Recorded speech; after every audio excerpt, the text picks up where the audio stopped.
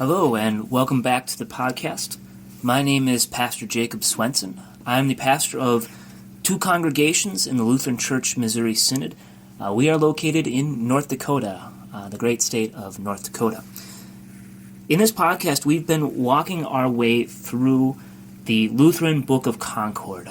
My vision for this is it's going to take us a long while. In fact, the reading plan that I'm using is found in Concordia, the Lutheran Confessions, and it specifies a year-long walk through the book-of-concord. We're going a little bit faster than that, so it'll take us less than a year.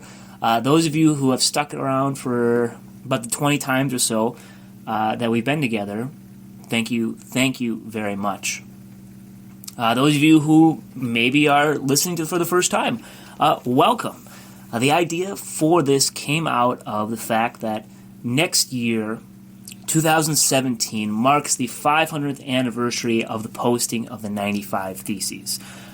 So everybody's starting to celebrate, the 500th year of the Lutheran Reformation. Well, if you're in the know, read the 95 Theses, and some of them are good.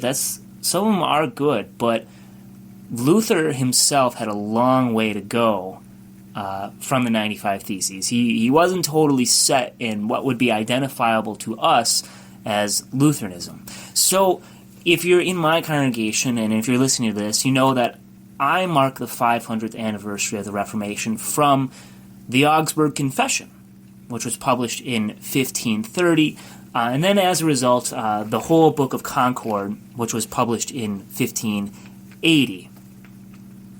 So, anyway, long story short, we are in the Large Catechism, Martin Luther's Large Catechism.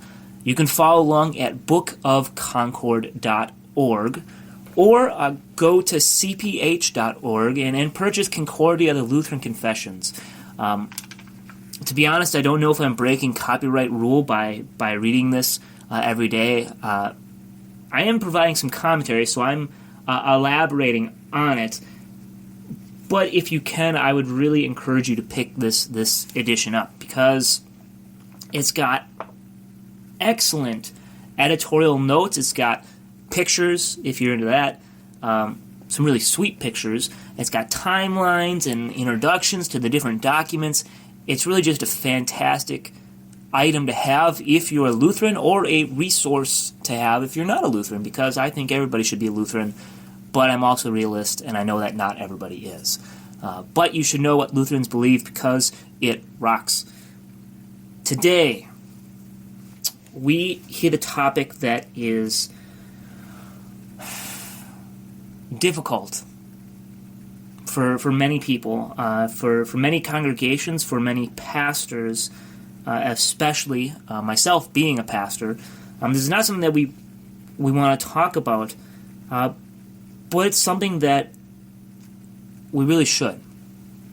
And in fact, one of the great things I get to do as a pastor is to prepare couples for holy matrimony. Today our topic is connected to that. It's the sixth commandment. So we are in paragraph 199 of Luther's Large Catechism, and maybe I'll put a link to it in the description of this podcast. All right. Paragraph 199. You shall not commit adultery. The following commandments are easily understood from the explanation of the preceding commandments, for they are all to show that we must avoid doing any kind of harm to our neighbor. But they are arranged in fine order. In the first place, they talk about our neighbor personally. Then they proceed to talk about the person nearest him, or the closest possession after his body, namely, his wife. She is one flesh and blood with him, so that we cannot inflict a higher injury upon him in any good that is his. Therefore, it is clearly forbidden here to bring any disgrace upon our neighbor regarding his wife. The commandment really takes aim at adultery, because among the Jewish people it was ordained and commanded that everyone must be married. The young were engaged to be married early, and the virgin state was held in small esteem. Yet neither were public prostitution and lewdness tolerated, as now. Therefore, adultery was the most common form of unchastity among them. Right, so Luther says, we're going to proceed from the fifth commandment, which is to not murder, which means to not do any harm or to hurt our neighbor in his physical body. And so now Luther says, now we're going to step out to the next nearest thing, to our neighbor's wife, which is in fact one flesh with him. From there, we're going to go out to his possessions. To the seventh commandment, we're going to go out to his reputation, the eighth commandment, and then we're going to go out to his household in 9 and 10.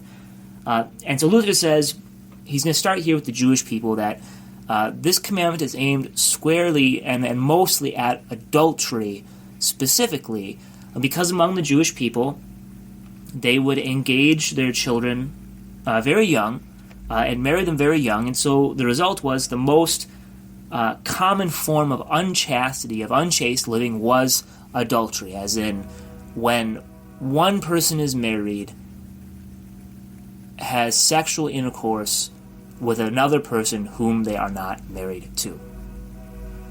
That's what adultery is. Fornication is kind of the old translation. That's when two people who aren't married engage in sexual intercourse. So that's the difference between adultery and fornication. Adultery is when somebody's married. Fornication is when they're not.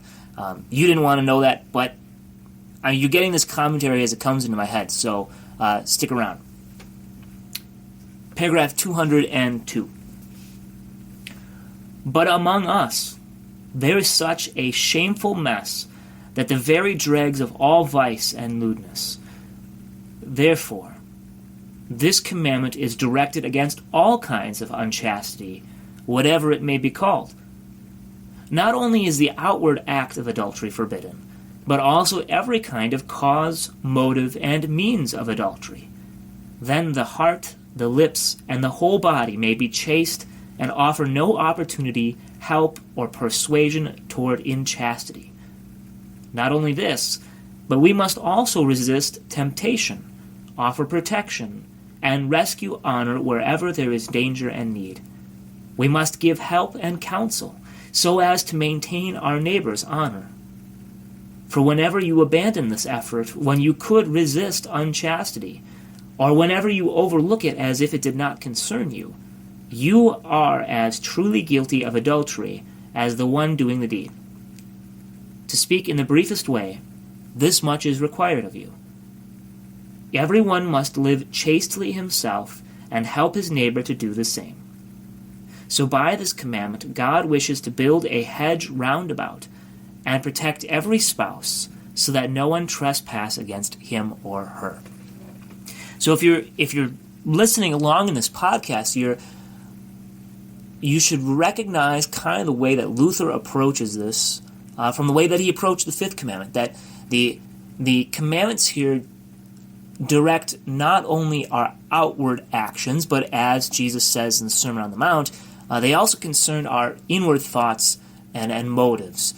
And so then Luther says, in addition, not only is there a negative aspect, such as don't murder and don't commit adultery, but there's also a positive aspect to these commandments. So instead of murdering someone, help them. Instead of committing adultery, help them live chaste lives. Right? So there's a positive aspect to these commandments. That's why Luther says that the sixth commandment is God setting up a hedge around marriage to protect it. Paragraph 206. But this commandment is aimed directly at the state of marriage and gives us an opportunity to speak about it. First, understand and mark well how gloriously God honors and praises this estate. For by his commandment he both approves and guards it. He has approved it above in the fourth commandment, honor your father and your mother, but here he has, as we said, hedged it about and protected it. Therefore, he also wishes us to honor it and to maintain and govern it as a divine and blessed estate, because in the first place he has instituted it before all others. He created man and woman separately, as is clear. This was not for lewdness, but so that they might live together in marriage, be fruitful, bear children, and nourish and train them to honor God. Therefore, God has also most richly blessed this estate above all others. In addition, he has bestowed on it and wrapped up in it everything in the world, so that this estate might be well and richly provided for. Married life is, therefore, no joke or presumption. It is an excellent thing and a matter of divine seriousness. For marriage has the highest importance to God, so that people are raised up who may serve the world and promote the knowledge of God, godly living, and all virtues, to fight against wickedness and the devil. Right, so Luther says marriage is a totally awesome thing. It is a great thing and should be highly esteemed and valued. Paragraph 209. I have always taught that this estate should not be despised nor held in disrepute, as is done by the blind world and our false church leaders. Marriage should be regarded as it is in God's Word, where it is adorned and sanctified. It is not only placed on an equality with other estates, but it comes first and surpasses them all, emperors, princes, bishops, or whoever they please. For both church and civil estates must humble themselves, and all be found in this estate, as we shall hear. Therefore, it is not a peculiar estate, but the most common and noblest estate that runs through all Christendom. Yes, it extends through all the world. In the second place, you must know also that marriage is not only an honorable, but also a necessary state. In general, and in all conditions, it is solemnly commanded by God that men and women, who were created for marriage, shall be found in this estate. Yet there are some exceptions, although few, whom God has especially set apart. They are not fit for the married estate, or there are individuals whom he has released by a high supernatural gift, so that they can maintain chastity without this estate. For where nature has its course, since it is given by God, it is not possible to remain chaste without marriage. For flesh and blood remain flesh and blood. The natural desire and excitement have their course without delay or hindrance, as everybody sees and feels. In order, therefore, that it may be easier in some degree to avoid inchastity, God has commanded the estate of marriage. In this way, everyone may have his proper portion and be satisfied with it. Yet God's grace is also required in order that the heart may be pure. So Luther says, first of all, the estate of marriage is instituted by God, and for that reason we should esteem it above all others as something good and valuable. Second, Luther says, and this is St. Paul, if you go to 1 Corinthians chapter 7, this is straight out of the Bible. Marriage is important because it protects against inchastity, or unchaste living is the proper term. That everybody, with few exceptions, feels sexual desire. Right? And the proper place to exercise this desire is in marriage. Now, Luther says there are some few that God has given a high and special gift, that they are able to maintain chastity apart from marriage. St. Paul would be one of those, but these are very few and far between. So everyone should be married, is what Luther says. All men and women should be married to people of the opposite sex. Paragraph 213. From this, you see how this popish rabble, priests, monks, and nuns, resist God's order and commandment. For they despise and forbid matrimony, and they dare and vow to maintain perpetual chastity. Besides this, they deceive the simple-minded with lying words and appearances. For no one has so little love and desire for chastity as these very people. Because of great sanctity, they avoid marriage and either indulge in open and shameless prostitution or secretly do even worse, so that one dare not speak of it. Unfortunately, this has been learned too fully. In short, even though they abstain from the act, their hearts are so full of unchaste thoughts and evil lusts that there is a continual burning and secret suffering which can be avoided in married life. 1 Corinthians 7. Therefore, all vows of chastity outside of the married estate are condemned by this commandment. Free permission to marry is granted. Indeed, even the command is given to all poor ensnared consciences that have been deceived by their monastic vows, abandoned the unchaste state, and entered the married life. They must consider that even if the monastic life were godly, it would still not be in their power to maintain chastity. And if they remain in their monastic vows, they must only sin more and more against this commandment. Right, now, this is probably the longest podcast we've been doing. So we'll end here. We'll pick up tomorrow in paragraph 217. We'll finish the sixth commandment and go on to the seventh. I'll see you then.